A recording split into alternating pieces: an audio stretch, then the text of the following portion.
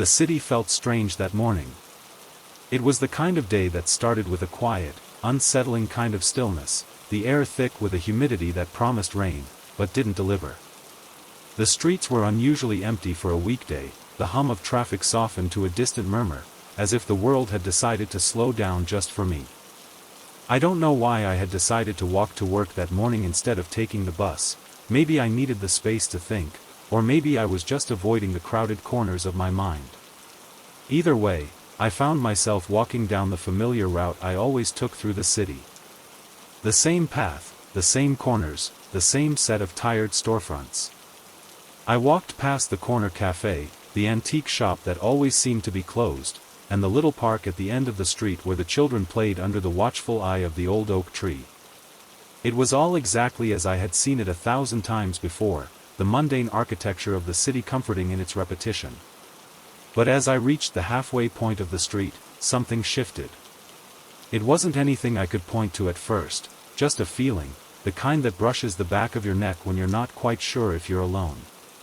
The street seemed to grow quieter, the sound of my footsteps muffled against the pavement, as if the city itself was holding its breath. I didn't stop to think much of it. Instead, I kept walking, focused on the dull rhythm of my steps, letting the familiar sights guide me through the routine of my day. But as I passed the antique shop, my usual landmark for turning the corner, the oddest thing happened. I looked up and found myself staring at a blank wall where the building had been. I stopped dead in my tracks. For a moment, I thought I had misjudged my position, maybe had taken a wrong turn without realizing it. But no, the shop, the windows where I had always seen the old items gathering dust, the faded sign hanging above the door, none of it was there.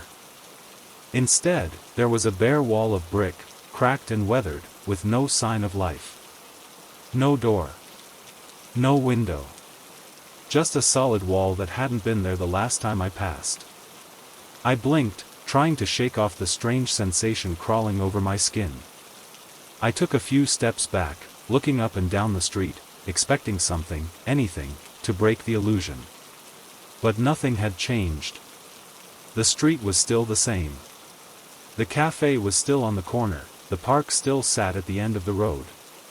The buildings looked the same, except for that one, empty and silent, where there had always been life before.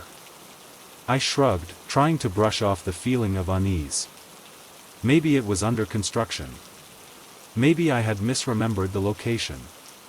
I turned around, deciding to retrace my steps, thinking I would go around the block and avoid whatever was making my mind feel fuzzy. I wasn't sure why, but I needed to see things again, to convince myself that the city had not shifted in some strange way I couldn't understand. I walked back the way I came, retracing my path in the same rhythmic steps, crossing the same familiar intersections.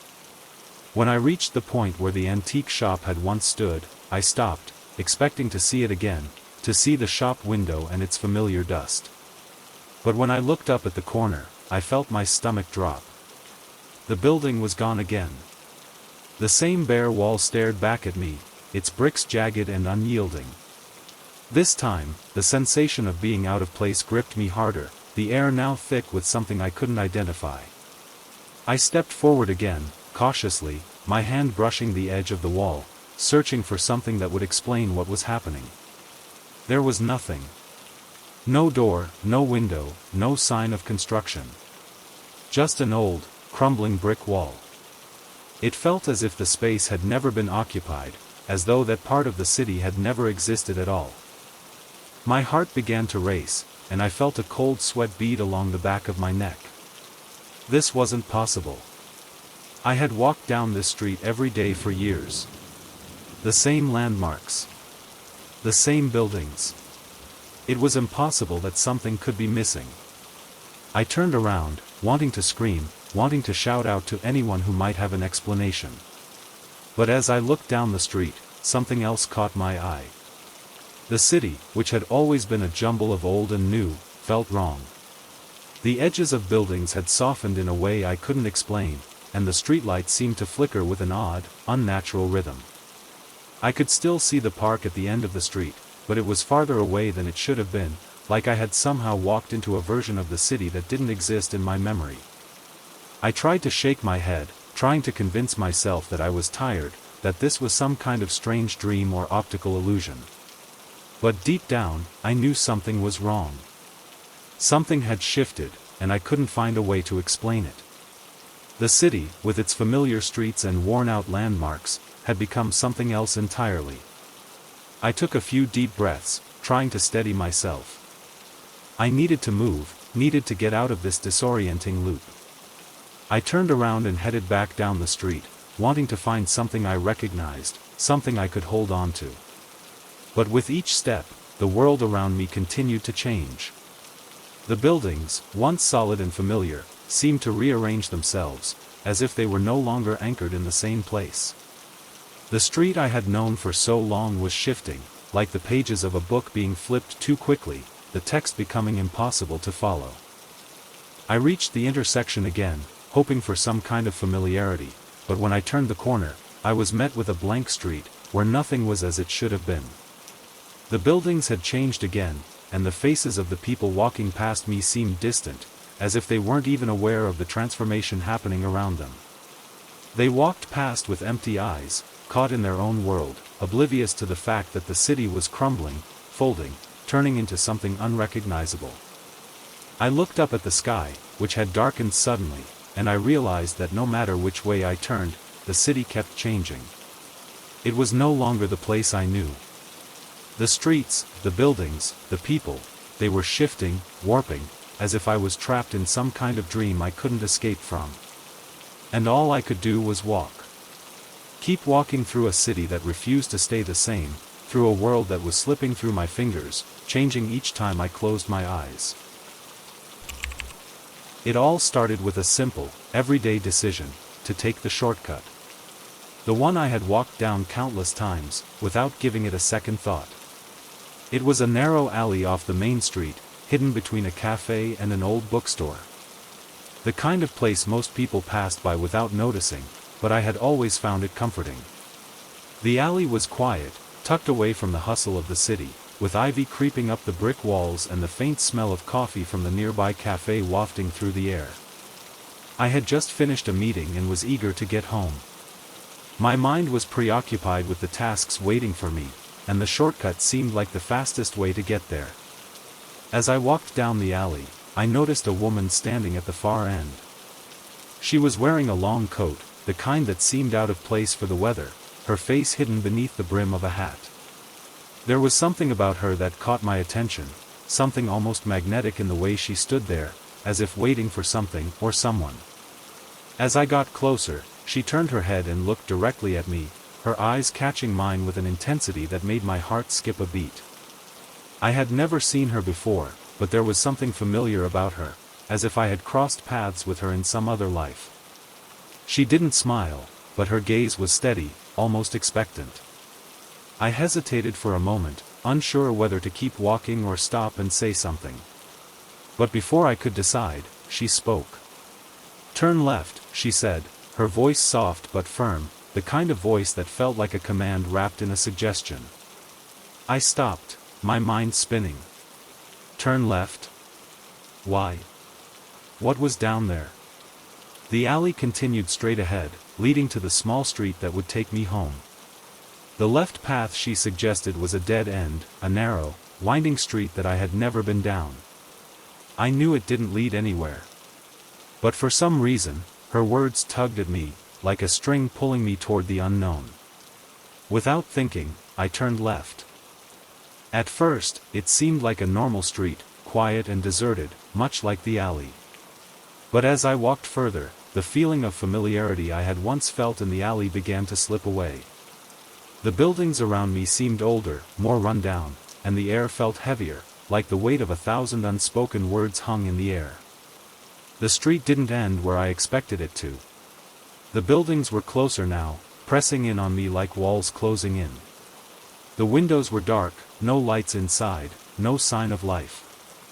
There was an eerie silence, like the world had forgotten this street existed. I kept walking, but something in my chest tightened. The further I went, the more the street seemed to stretch out unnaturally, as though it was pulling me deeper into its grasp. The road that had once seemed so familiar, so ordinary, now felt like a maze, twisting and turning in on itself. My footsteps echoed in the empty space, and I could feel my heart rate quicken. I looked back, but the alley I had come from was gone. The path I had just walked was completely swallowed up by the city behind me. There was no way to turn back. The woman's voice echoed in my mind, * turn left. * but why had I listened? Why had I trusted her, a complete stranger, with something so simple, yet so dangerous? I turned the corner, hoping to find a way out, but the street came to an abrupt halt. There was no way forward, no path leading anywhere. Just a brick wall, cold and unyielding. I reached out, my fingers brushing the surface of the wall as I searched for an escape, something that would explain why this street had led me to a dead end. The sound of my breath was the only thing I could hear now, the silence swallowing everything else. I turned around, hoping to retrace my steps, but the street behind me had changed too. The buildings, once familiar, now seemed like warped, distorted versions of themselves. The windows were black, like they had been hollowed out. The road was narrow, and the walls on either side seemed to be closing in, the gap shrinking with every breath I took. The air felt heavier, colder, and I could no longer shake the feeling that I wasn't supposed to be here. I tried to turn back, tried to retrace my steps, but the street was no longer the same. It had shifted, and with it, everything around me. I felt trapped in a place that shouldn't exist, in a street that was now nothing more than an illusion.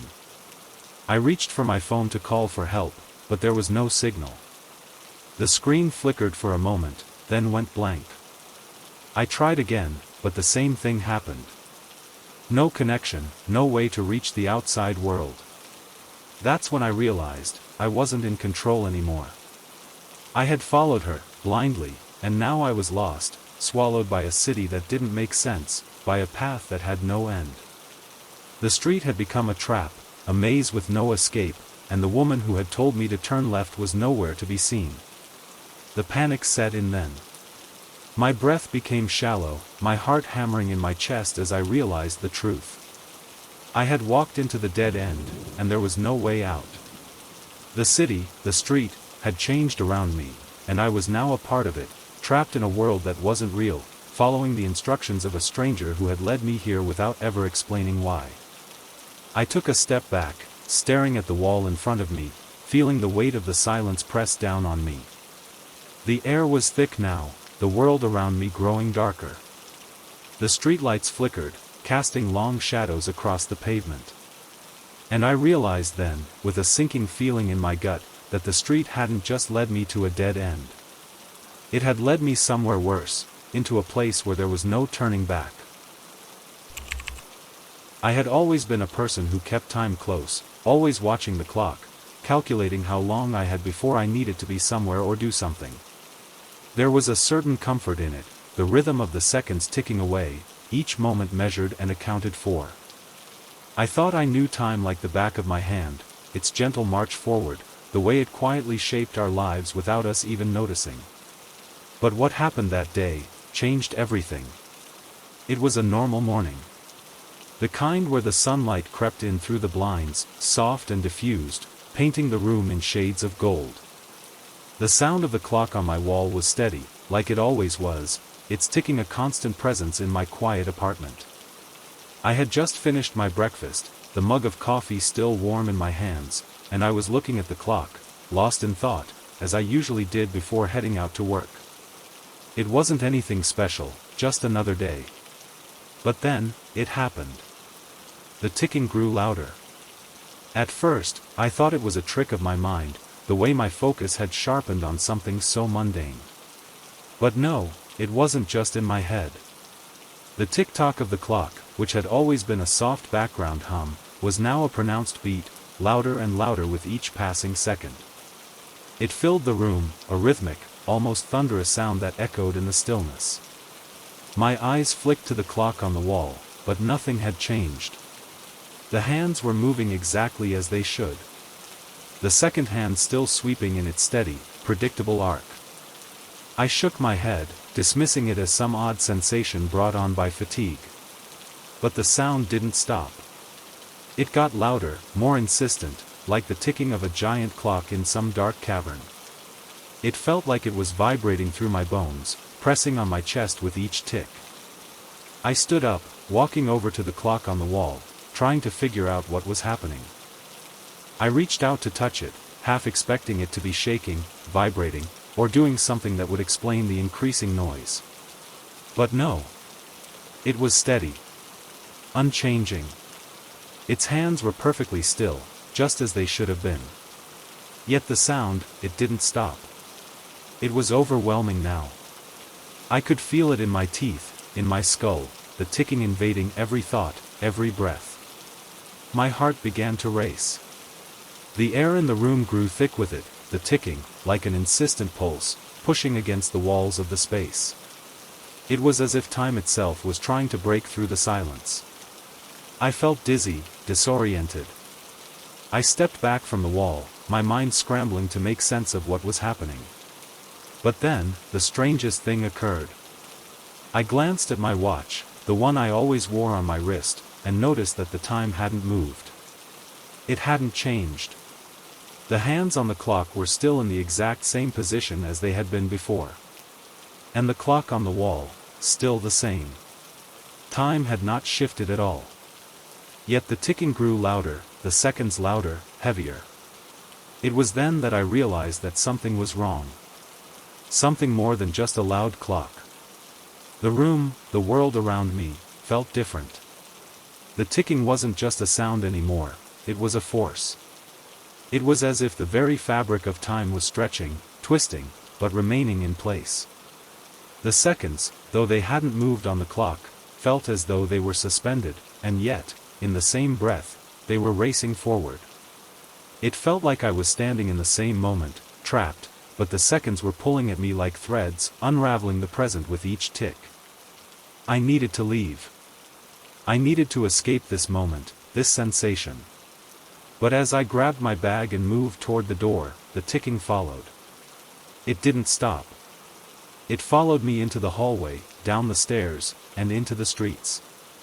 The world outside hadn't changed, it still moved at its usual pace, the cars honking, the people walking by. But all I could hear was the ticking. It filled my mind, my senses. And yet, the strangest thing was, as much as I tried to measure it, time didn't change. I walked to work, the sound of the ticking still in my head, muffling everything else. The clock on my phone showed the exact same time when I checked it. The minutes passed, but everything felt like it was in slow motion. I reached the office, and the ticking was still there, following me like a shadow, but no one else seemed to hear it. I looked at the clock on the wall in the office, and it was exactly as it had been when I left home, unmoving, steady, unaffected by the increasing volume of time's pulse. I tried to explain it to someone, tried to tell them what I was feeling, but how do you explain something so intangible? How do you describe a sound that doesn't stop, a feeling of being trapped in a single moment that stretches endlessly? The rest of the day passed as normal. I ate lunch, had meetings, and carried on with my routine. But the ticking never stopped. It never faded. No matter how I tried to focus on something else, the sound would return, louder, stronger. It was like my mind had become a metronome, beating in time with the sound that never ceased. When I returned home that evening, I couldn't shake the feeling that I had been living in a loop, caught in a moment where time was both standing still and rushing past me, but my clock, my watch, and every indication of time said the same thing. It hadn't changed. Time, it seemed, had been utterly unaltered. I sat down, exhausted, staring at the clock on my wall again, watching the second hand sweep around the face, steady, reliable, unyielding. The ticking, though, continued to echo in my mind, growing louder as the night pressed on. I could feel it in my chest, in my head, like an incessant heartbeat, thumping against the silence. But the world around me had not changed. The clock hadn't moved. I was still waiting for it to change. Still waiting for time to catch up, for the ticking to finally stop, for everything to make sense again. But it didn't. It kept ticking. And I remained here, in this moment, wondering when, if ever, it would finally stop. It was supposed to be just another errand. One of those small tasks that you barely think twice about, the ones you fit into your day without hesitation. But somehow, it turned into something else entirely. I had been walking home from the grocery store, a bag of supplies slung over my shoulder, when I stumbled upon it. I don't know why I hadn't noticed it before, but there it was, standing at the end of the alley between two buildings, a door that seemed completely out of place. I had walked this way countless times, yet this door, which was old and worn, hadn't been there the day before, or, at least, I didn't think it had been. It was a simple thing, wooden and unassuming, the kind of door you might find in the back of a building, one that led to a forgotten basement or utility closet. Its paint was chipped, and the brass handle was tarnished, barely reflecting the little light that made it down the narrow alley. It looked like it hadn't been opened in years, maybe decades. There was no sign above it, no indication of what lay beyond. And yet, despite its inconspicuous appearance, something about the door called to me. I'm not sure what it was. Maybe it was the way it stood there, isolated, almost waiting. Maybe it was the sudden feeling that the world around me was holding its breath. It was a feeling that made my skin prickle, that instinctive knowing that something important was just beyond the threshold. I stood there for a long moment, the bag of groceries now forgotten in my hand. The alley was silent, the air still. There were no sounds of distant traffic or passing pedestrians. Just this silence, hanging heavily in the space between me and the door. I reached out instinctively, my fingers grazing the cold, weathered wood. The moment I touched it, I felt an odd sense of inevitability. A quiet pull, as if the door was inviting me to open it. It didn't seem like a decision I was making, it felt like the door had already made it for me. I wasn't ready for whatever was behind it, but I couldn't walk away. It was as though my body had already moved, my hand turning the handle before my mind had fully caught up. The door creaked open, the sound of the hinges grating against the frame, and I stepped inside. At first, I thought it was just another room, a forgotten space tucked away behind the door. But it wasn't. The room beyond the door was empty. Not just physically empty, but conceptually.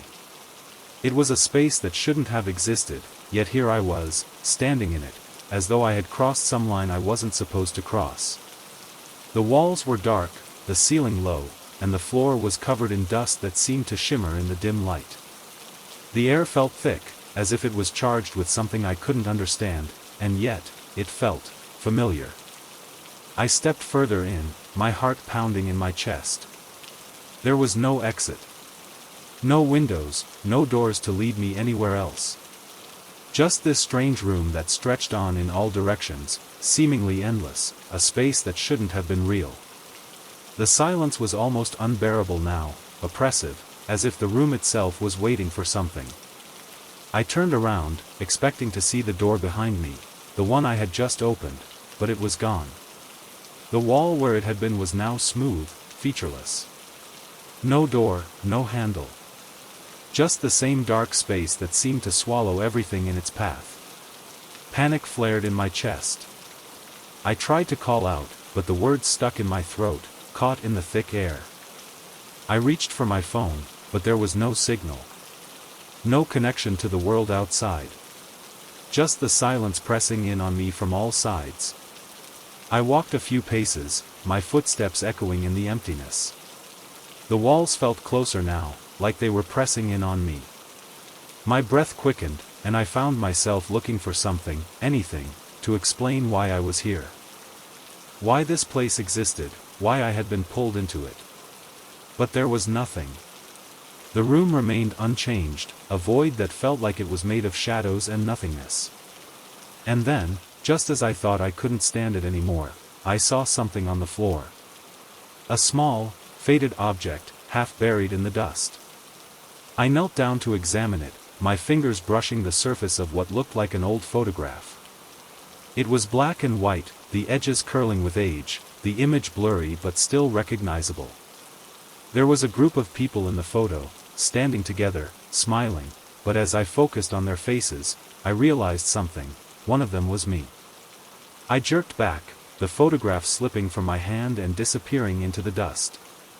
My mind raced, my thoughts spinning in confusion. How was this possible? How could I be in the photo? Was this some kind of trick? A memory I didn't understand? The same pull that had brought me to the door now gripped my chest, squeezing tighter with each breath I took. I stood up, looking around the room again, but this time, something was different. The air felt colder, more oppressive, and the walls, which had seemed still before, now seemed to shift.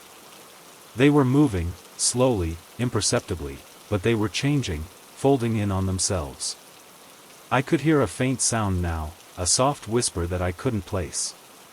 It wasn't language, it was something older, something that came from deeper inside the room itself. It was as if the room were alive, breathing, shifting with purpose. I stepped back toward where the door had been, but the space was gone, replaced by a wall. A smooth, solid wall. The door that had brought me here, the one that had opened with a simple touch, had disappeared. I tried to move away, to find another exit, but my legs felt heavy, like I was being held in place by something beyond my control. I was trapped in this space, in this room that didn't belong, surrounded by shadows that whispered in a language I couldn't understand. I don't know how long I stood there, staring at the walls, feeling them close in on me, but I realized, with a chilling clarity, that there was no way out. There was no escape. The door had brought me here, but it had also sealed me in. And I couldn't walk away. The room, this place, had claimed me, and I was never meant to leave. It was an ordinary afternoon, one of those gray, rainy days that almost feels comforting in its predictability. I was walking through the city, not in any particular rush, but just going through the motions of a day that felt too long already. The streets were quiet, the kind of quiet that only comes when the world is paused by the rain, as though everyone had decided to stay inside for a while, leaving the streets to themselves. I wasn't paying much attention, just letting my feet carry me as my mind wandered. But then I noticed her. She was ahead of me, walking briskly down the street, her coat flapping against her legs as the rain pelted down around her. There was nothing particularly remarkable about her, at least not at first. She was tall, with dark hair that she had pulled up into a messy bun, a scarf wrapped tightly around her neck. She didn't glance around as she walked, just moving with purpose, like she knew exactly where she was going. I found myself trailing behind her without meaning to, my steps matching hers, and I didn't mind. There was something calming about the rhythm of her walk, the way the world seemed to fade into the background as she moved. We reached the intersection at the same time, the kind of intersection where the sidewalk bends into a narrow side street. I've passed this way hundreds of times, but that day, the street felt different, darker, somehow.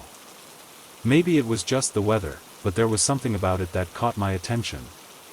She reached the corner first, and without breaking stride, she turned, disappearing down the side street. I hesitated for a moment, standing on the corner, staring at the path she had just taken. I had never gone down that street before. It wasn't a main road, not one of the busier parts of the city, just a narrow passage between two tall buildings. I wasn't sure what had drawn me to follow her, but my feet moved before my mind had a chance to catch up. I stepped forward, crossing the street, and followed her down the alley. The moment I turned the corner, something felt wrong. The air was heavier here, the scent of wet pavement mixing with something else, something old, something forgotten.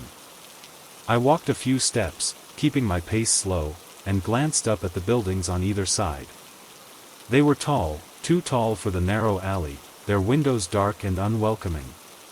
The streetlights above flickered faintly, their light dim and unsure of itself. I could still hear her footsteps ahead of me, echoing against the walls of the alley. She was just out of sight, but I could tell she hadn't noticed me following her, or if she had, she didn't care. I pushed forward, my curiosity outweighing any hesitation. The alley grew darker the further I went. The sound of my footsteps was swallowed by the thickening air, and it felt like the space was shrinking around me, the walls pressing in closer. And then, without warning, I came to a stop. The street ended. But it wasn't the kind of end I expected. It wasn't a dead end, not in the traditional sense. There was no wall of construction, no building blocking the way. There was just a wall. Smooth, featureless, like it had been part of the alley all along, but somehow, I hadn't noticed it until now. It was a wall of sheer, unyielding gray, stretching from one side of the alley to the other, cutting off the street entirely. No windows, no doors. Just a cold, solid expanse of stone. I stepped forward, my heart beginning to race. This wasn't right. I had seen the alley curve ahead, had seen the woman turn the corner. This couldn't be the end. There was no way this was the end. I looked behind me, expecting to see the open street I had walked down just moments before, but there was nothing. The street had disappeared. The path I had followed was gone, replaced with more brick walls, taller than before, closing off the space from every side. I turned back to the wall, my mind spinning. I looked around again, trying to make sense of it.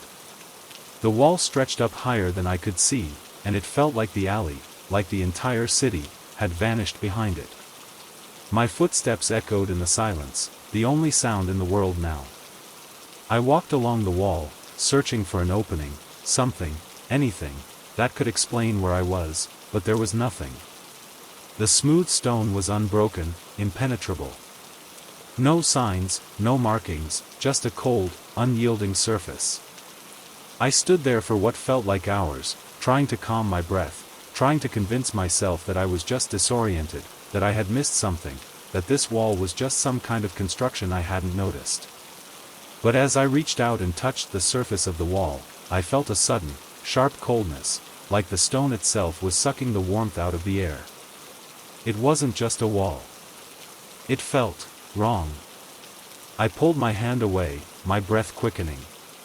And then, for the first time since I had turned down this street, I felt it, the absence of sound. The world around me had gone completely silent. No rain, no hum of distant traffic, no noise at all.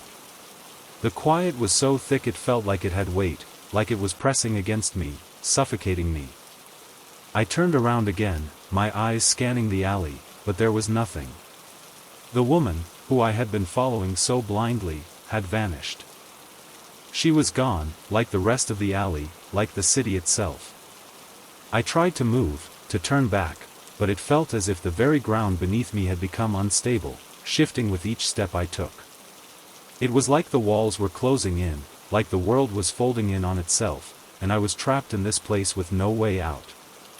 I stepped back toward the wall, my heart pounding now, the sense of panic rising within me. I placed my hand against the cold stone again, as if hoping it would open, as if hoping this was all some mistake. But it didn't. The wall didn't give. It didn't move. I was still standing there, my mind spinning, when I felt the oddest thing, like a gust of wind against my back. But there was no breeze. No open window. Just the unmistakable feeling of something brushing against me. I turned quickly, half expecting to see the woman standing behind me, her face unreadable, but there was nothing. The alley was empty. Except for the sound of footsteps, faint and distant, coming from somewhere behind the wall. And that's when I realized, I wasn't alone.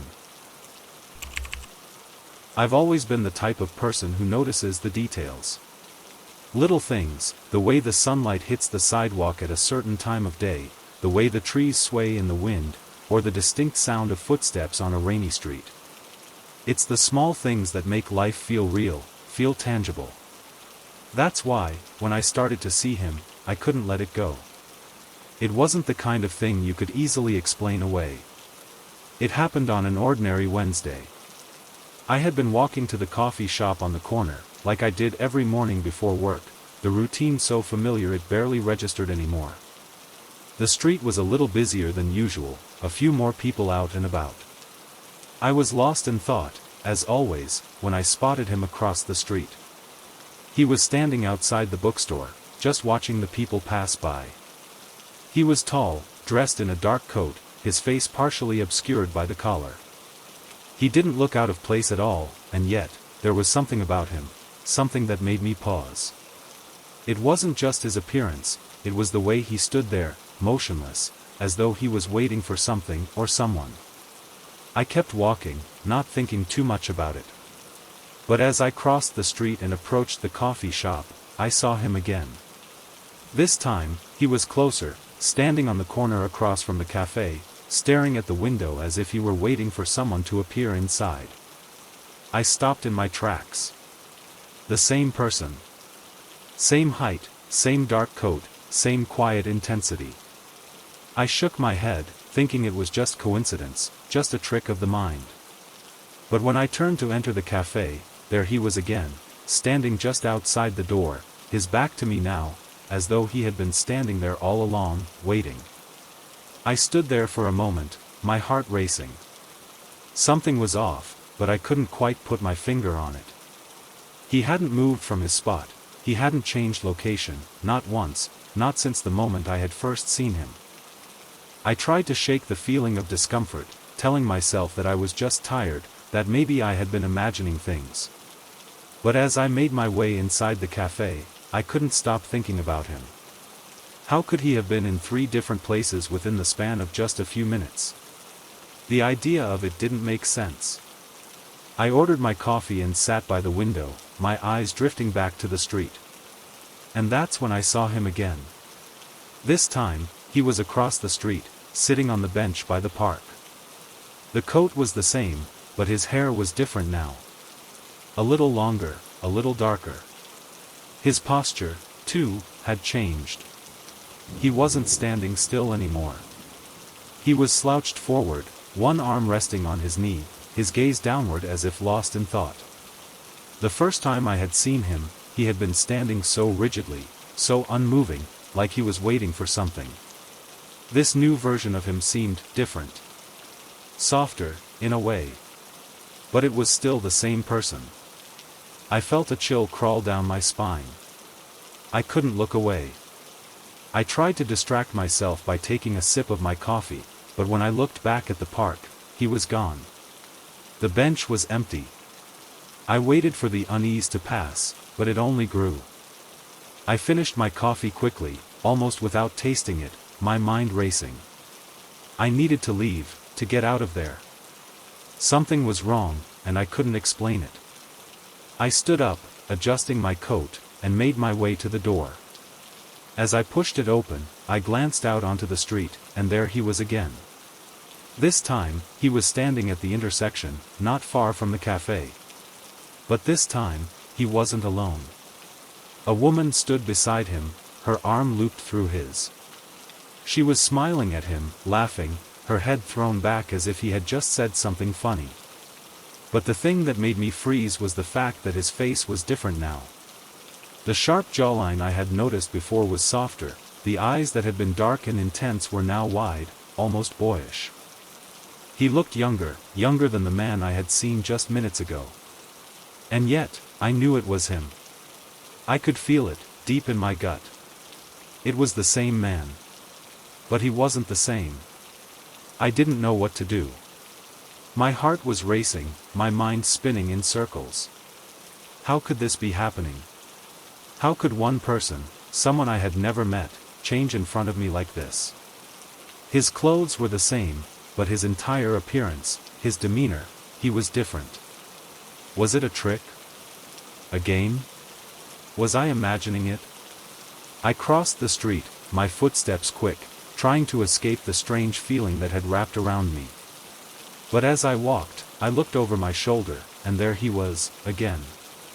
But this time, he was farther down the block, walking away from me, his back straight, his posture rigid again, just like the first time I had seen him.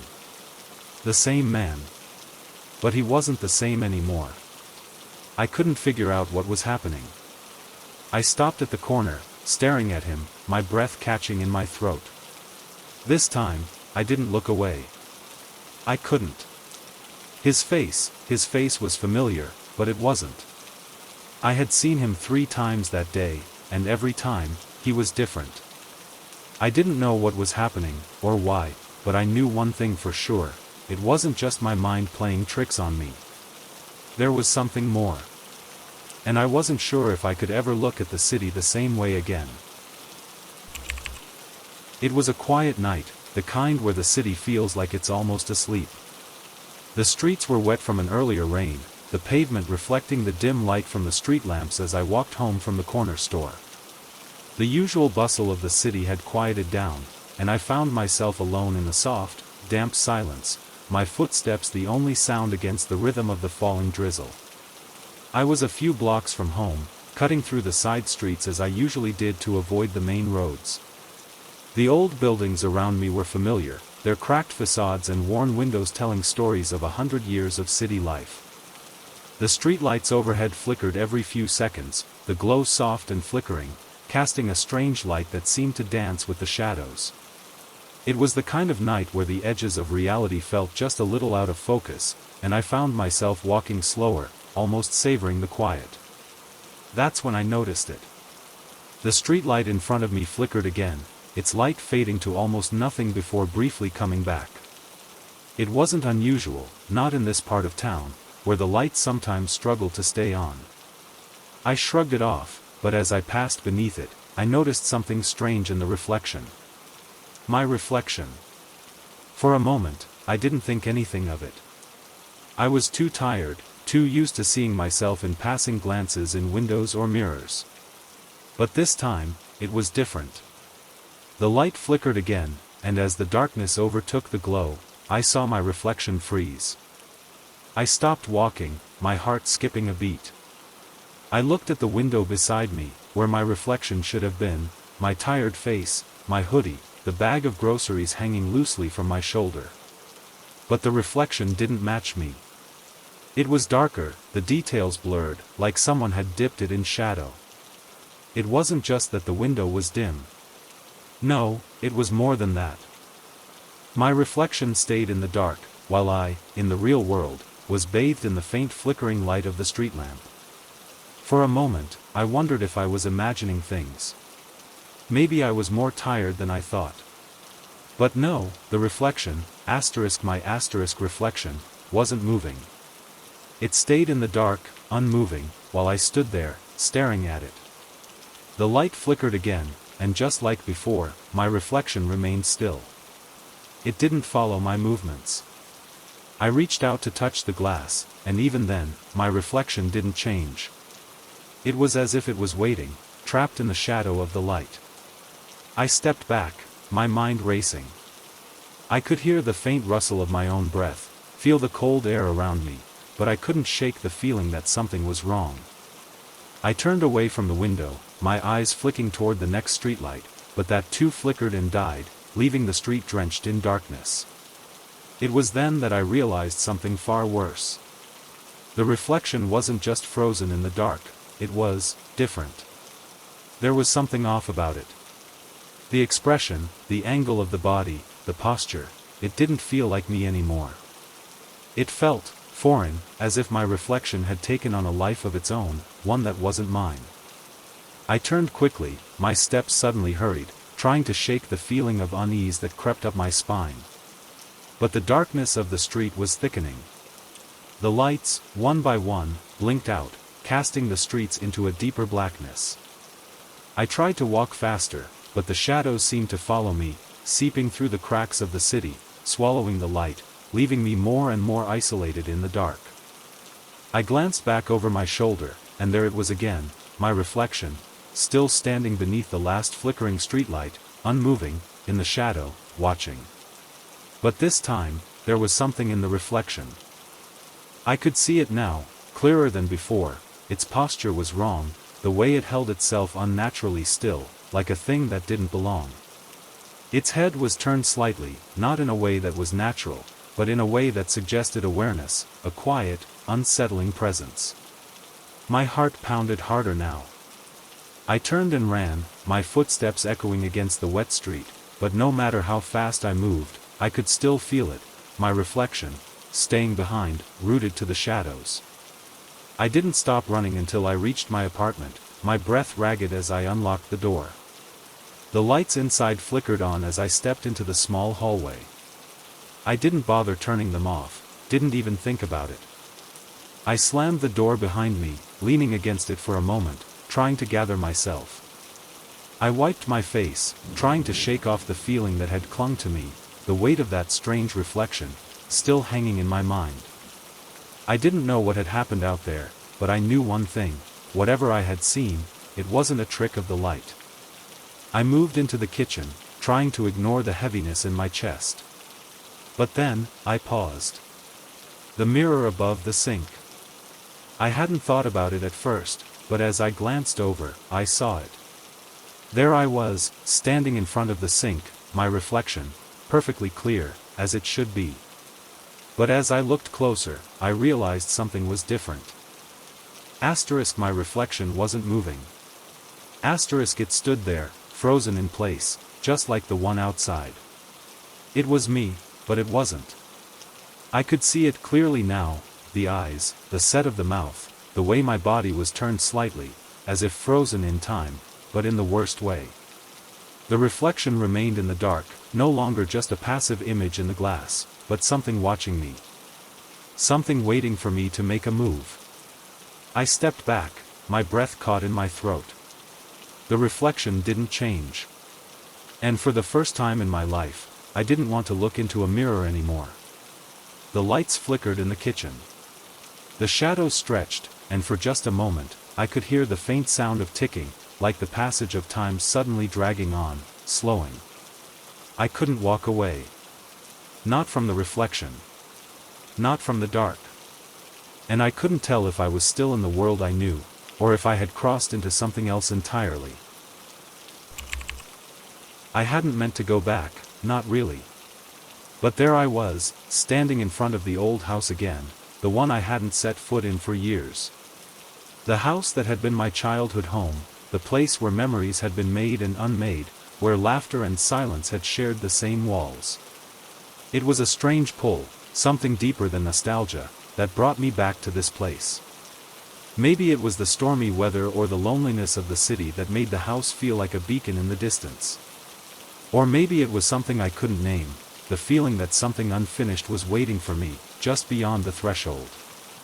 The house was as it had always been, old, crumbling at the edges, with ivy creeping up the sides, its paint peeling from years of neglect. But there was something different about it now, something in the air that I couldn't shake. As I stood there on the front steps, looking at the door in front of me, I felt a strange heaviness, like something was pressing against my chest. The house was locked. Of course, it was. It had been abandoned for so long. I hadn't thought it would be open, but the strange thing was, I didn't have the key anymore. I hadn't for years. Yet, without thinking, my hand reached for the door handle. And to my surprise, it turned, opening with a soft creak, as if it had been waiting for me. I stepped inside, the familiar scent of dust and old wood immediately filling my lungs. The hallway stretched out in front of me, the worn floorboards creaking under my weight. The house was still the same. The same crooked pictures on the walls, the same cracked mirror at the end of the hall, reflecting the dim light from the cracked windows. The air was thick, the silence unnerving. It was as if time had stood still here, waiting for someone to return, for something to change. I moved cautiously, my footsteps echoing in the emptiness, unsure of what I was hoping to find. The house had been empty when I left, the rooms hollowed out by years of abandonment. But now, it felt like something was different. There was a strange presence here, something that made my skin crawl. As I walked deeper into the house, I noticed that the walls looked newer, less worn than they had the last time I was here. In some places, the paint looked freshly applied, the floors gleaming as if they had just been swept. I hesitated in the living room, standing in front of the old fireplace where my father used to sit and read, the same place where I had spent countless hours as a child.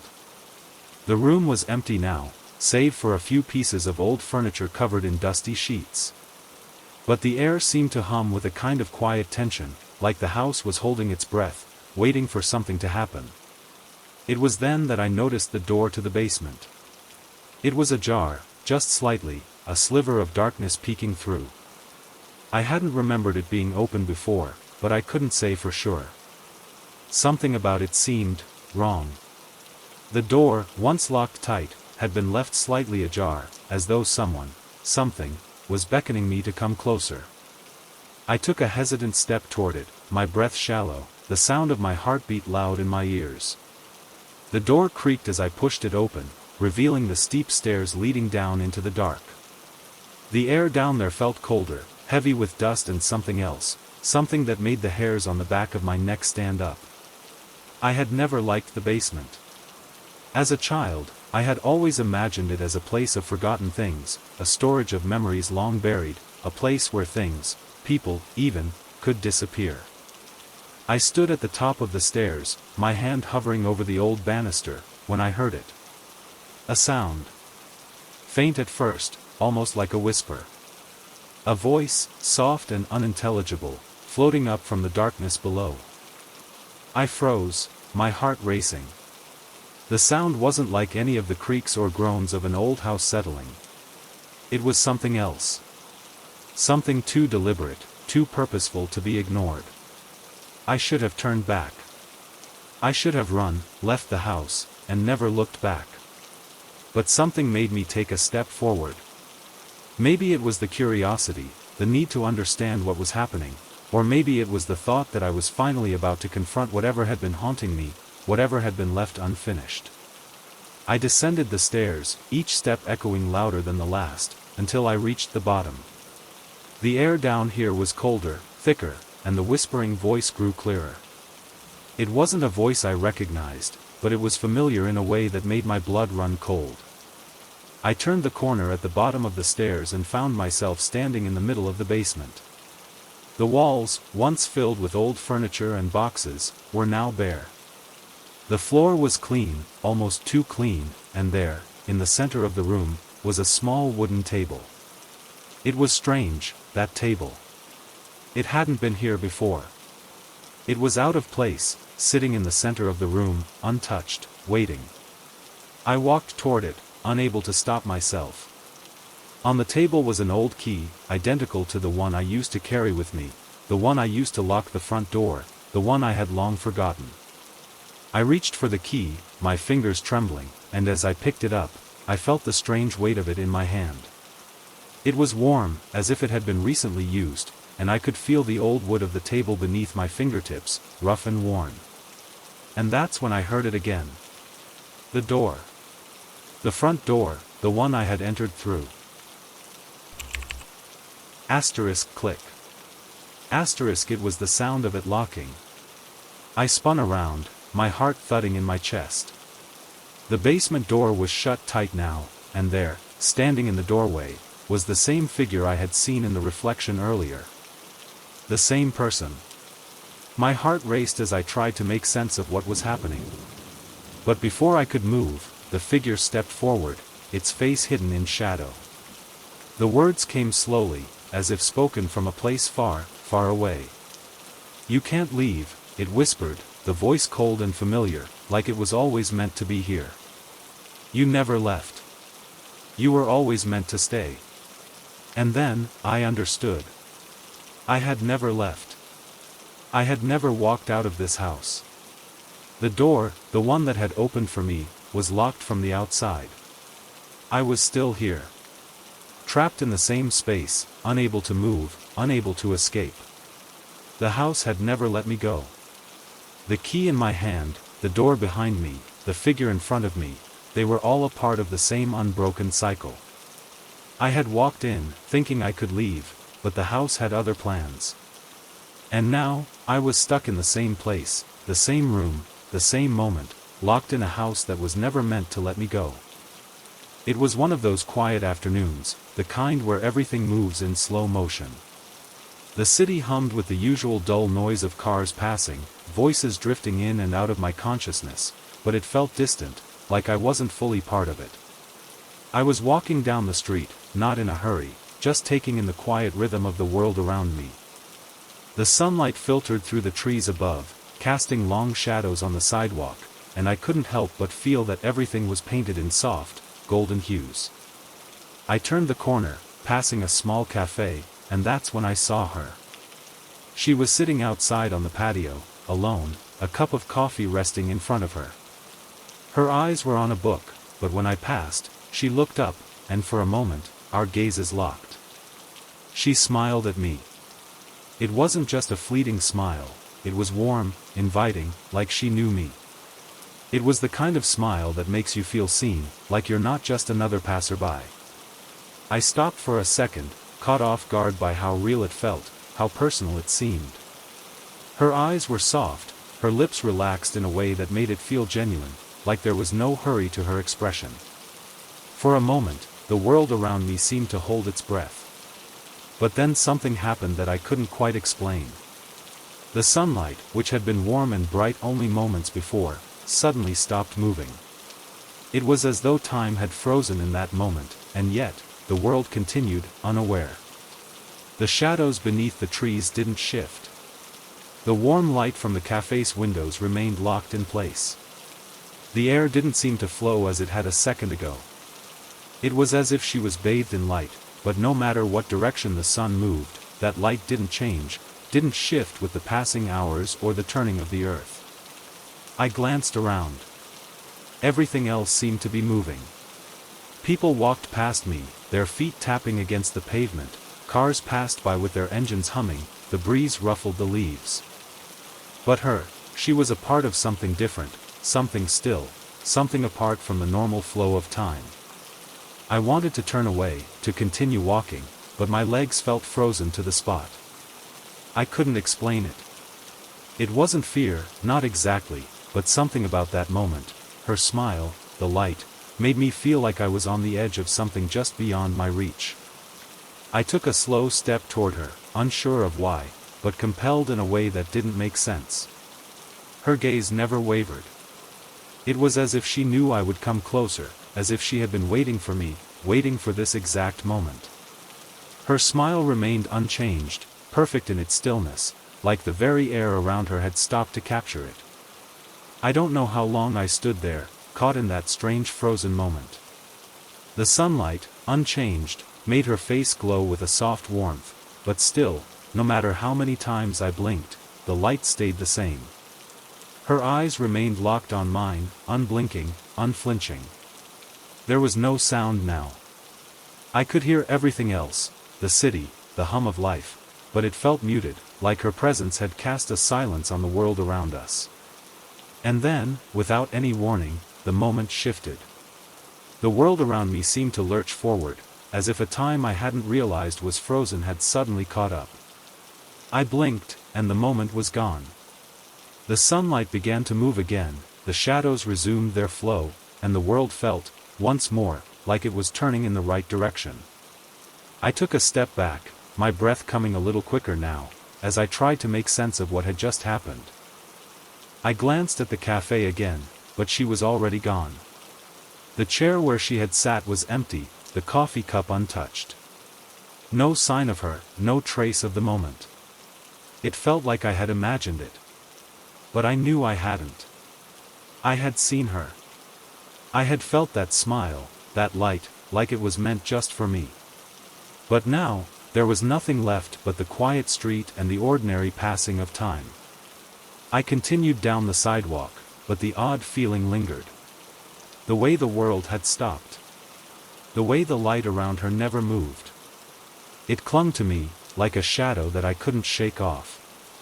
No matter how far I walked, no matter how fast I tried to move on, I couldn't forget the way she smiled at me. And the way the light around her, no matter what I did, stayed still, frozen in time. I didn't know if I'd ever see her again. But I didn't need to. Because, in a way, she would always be there, frozen in the stillness of that moment, smiling, in the light that never moved. It was one of those evenings where everything seemed ordinary, but underneath the surface, something felt just a little off. The air was heavy with the promise of rain, and the streets were quiet, almost too quiet for a Thursday evening. I was walking home from the grocery store, the bag in my hand clinking with the mundane contents of my weekly shopping trip, nothing special, just the usual. As I crossed the street, I glanced at the cars passing by, the familiar faces of the city's traffic. I didn't think much of it. But then, I saw it.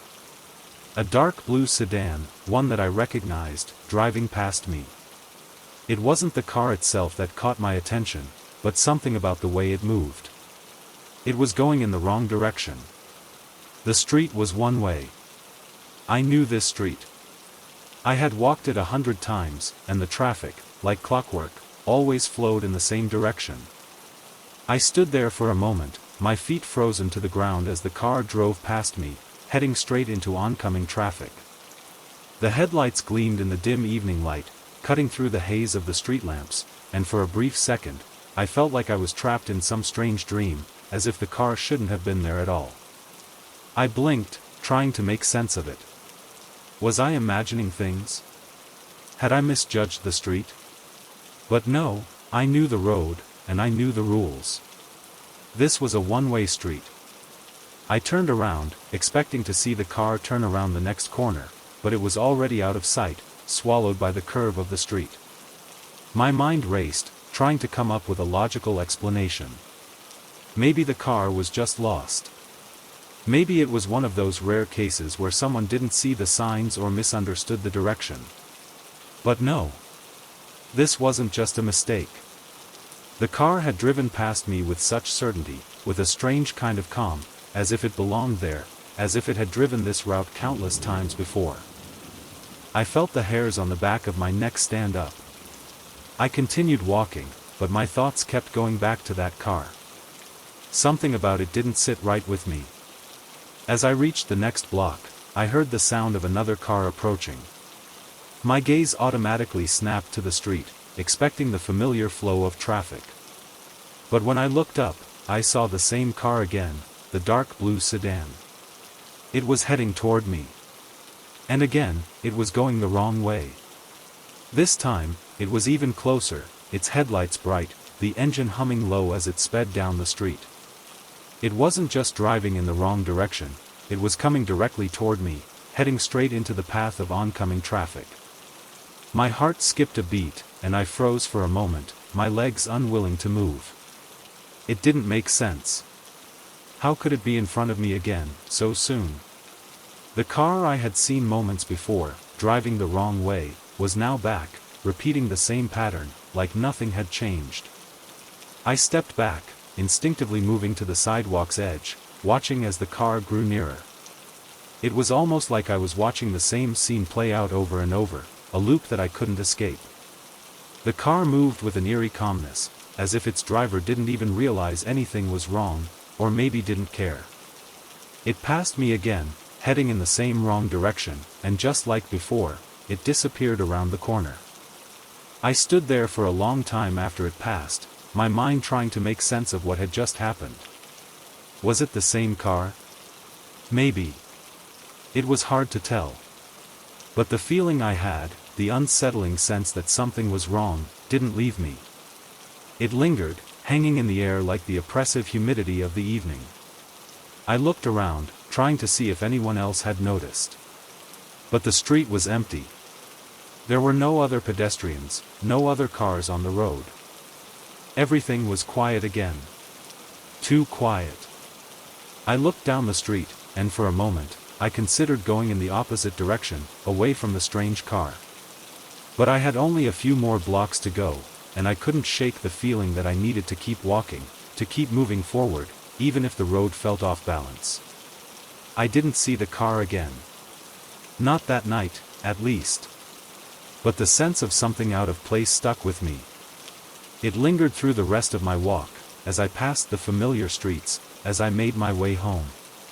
It wasn't until I was sitting on my couch later, still replaying the odd encounter in my mind, that I realized what had really disturbed me.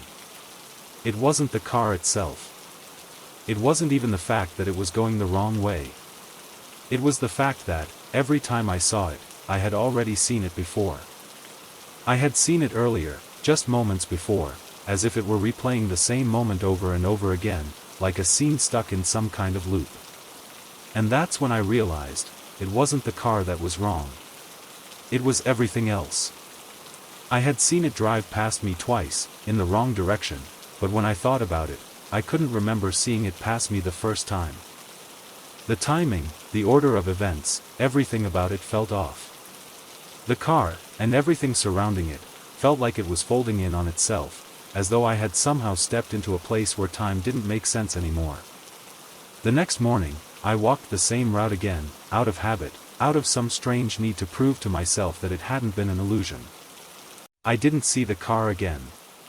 But as I crossed the same intersection, I stopped and looked both ways, the same way I had the day before, and I couldn't help but feel the weight of something unexplainable pressing against me.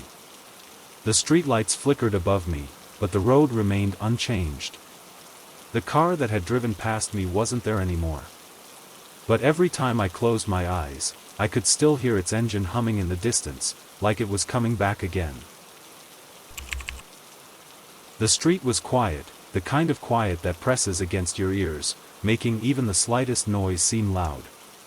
The kind of quiet that feels heavy, as though it's waiting for something to happen. It was a late afternoon, the sun hanging low in the sky, casting long shadows over the empty pavement. I had just finished work, and there was nothing to rush back to, just the walk home, the familiar route that had become second nature. The streets were eerily empty. No cars, no pedestrians. Just the steady rhythm of my footsteps echoing in the stillness. I pulled my jacket tighter against the chill in the air and walked faster, eager to get home, eager to lose myself in the comfort of familiar things. I always took this route, the one that cut through the quieter parts of town, past the old buildings and the cracked sidewalks, the ones that no one seemed to care about anymore.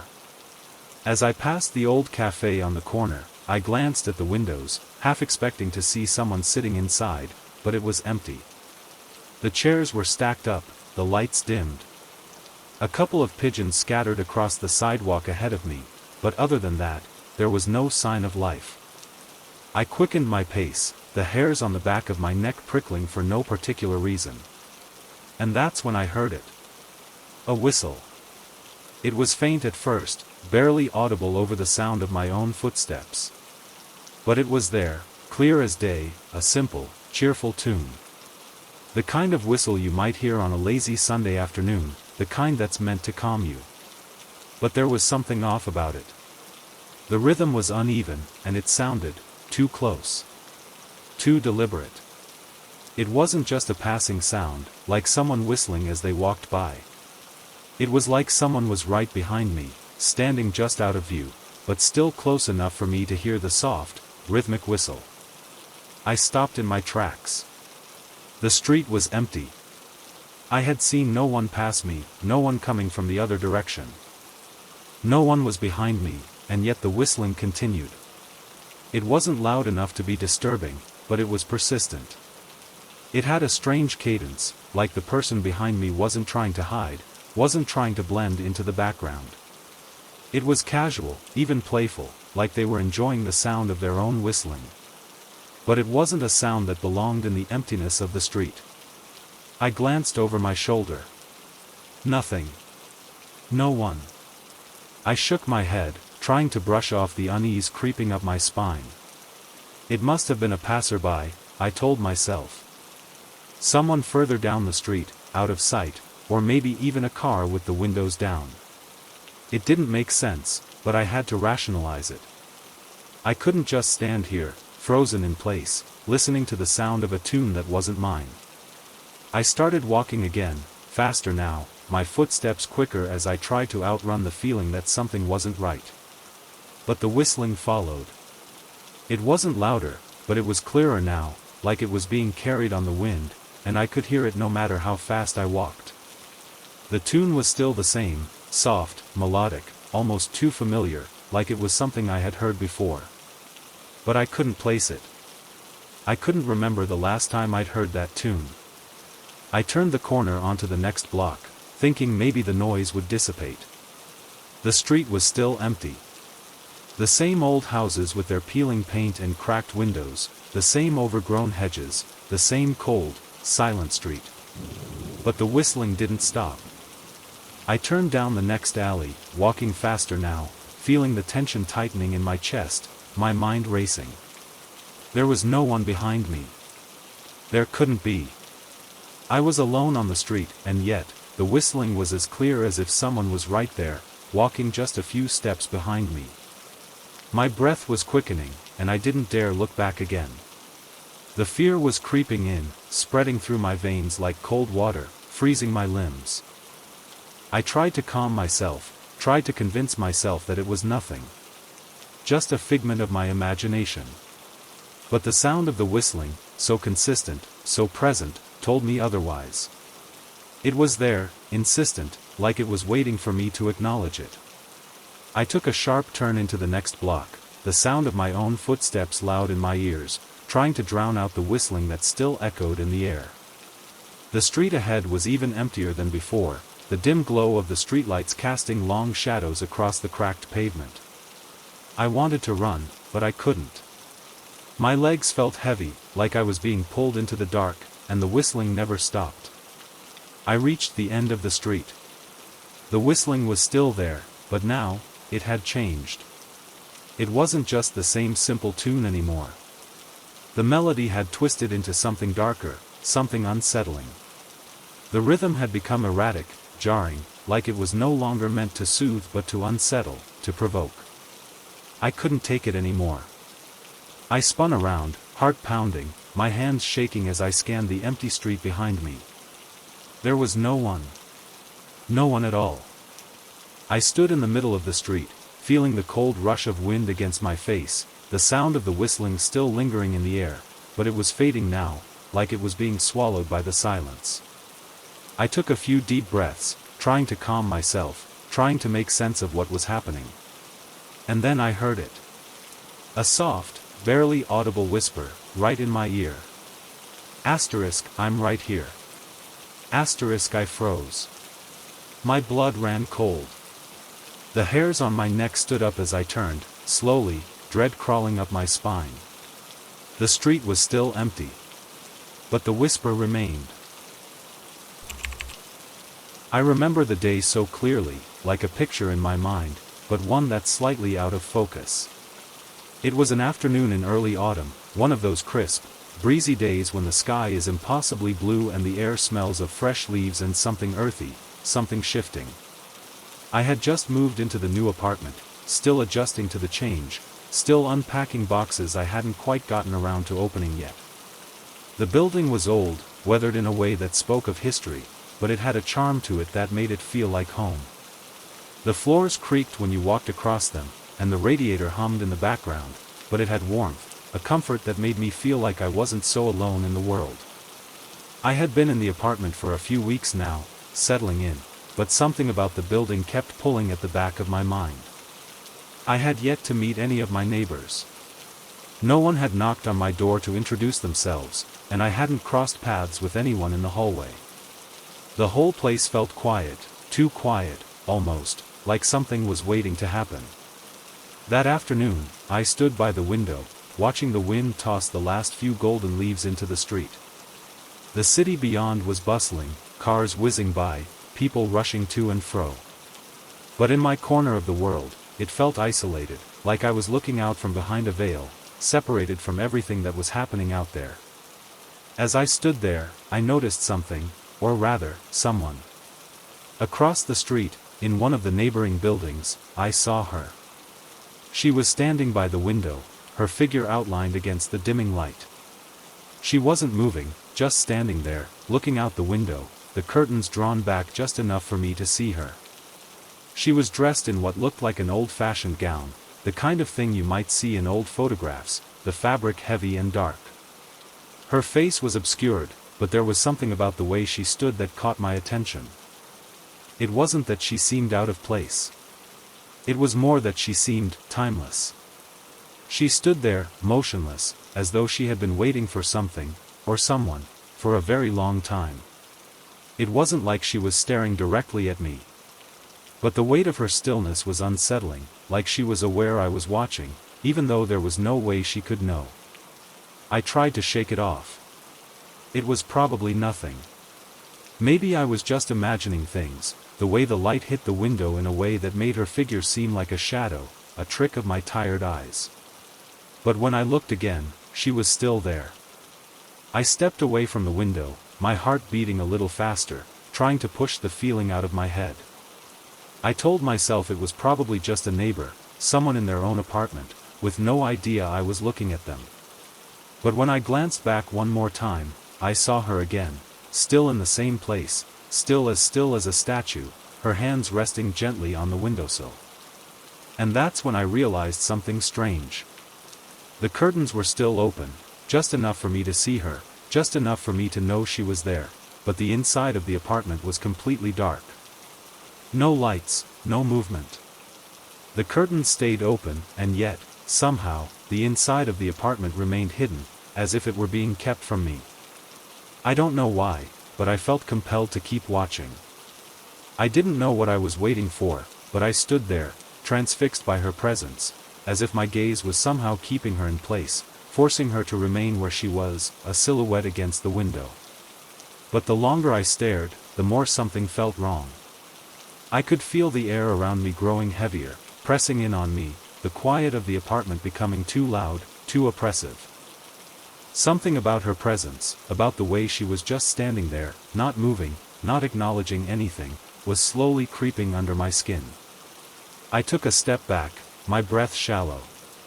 I could feel the panic starting to rise in me, the hairs on the back of my neck standing on end. I shouldn't have been watching her. I shouldn't have been standing there, staring across the street at someone who didn't even know I was looking. But I couldn't pull myself away. I was about to turn away, to leave the window and go back to unpacking or doing anything that didn't involve her, when the room seemed to grow colder. A draft ran across my skin, sending a shiver down my spine. I glanced back, my heart thumping in my chest, and in that moment, the feeling of being watched, of being seen by someone who wasn't supposed to see me, hit me like a wave. She had moved.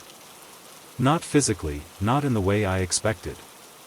But there was something new in the way she stood, something subtle. It was as if her attention had shifted. As if she was now looking directly at me, though I was still across the street. And yet, I felt her gaze.